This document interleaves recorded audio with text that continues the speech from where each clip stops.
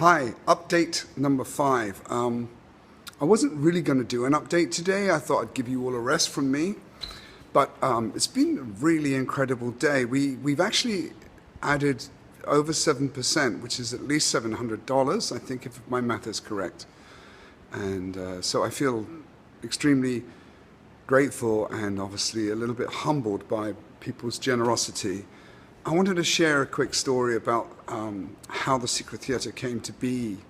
And it goes back to an initial act of generosity that I experienced when I emigrated here from Britain in 2004. On a rainy night in October 2004, I went into what was then the Creek and the Cave. No venue existed, but they did have a pool room and nobody was there. So I spoke to the original owners, Al and Jay, asked them if I could start a theatre troupe, and told them I had no money. And they said, well, do actors drink? I said, yeah, a lot. And they said, well, do you think they'll drink after rehearsal and shows? And I was like, yeah, they will. And so they donated the space to me for no rent. A month later, after rehearsing, we put on a monologue show. We packed out their basement with 80 people.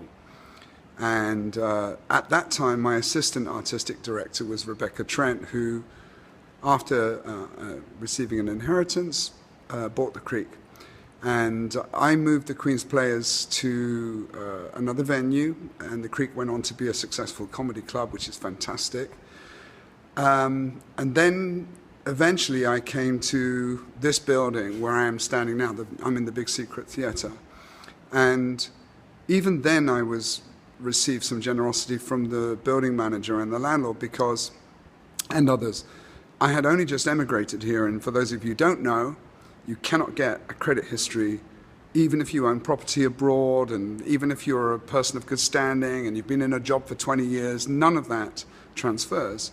So the building manager here, Raul, and the landlord, Bernardo, took a chance on me, and another friend of mine who prefers to be a little bit more anonymous, but his name is Alexis, lent me a small amount of money because my apartment in London hadn't sold.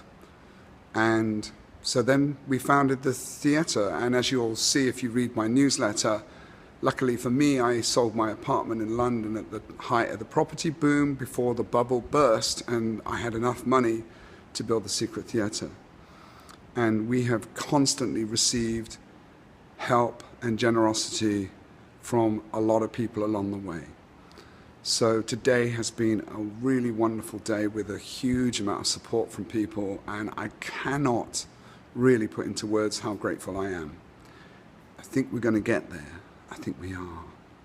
And even if we don't fully make the 10,000, I will never stop fighting to keep this alive.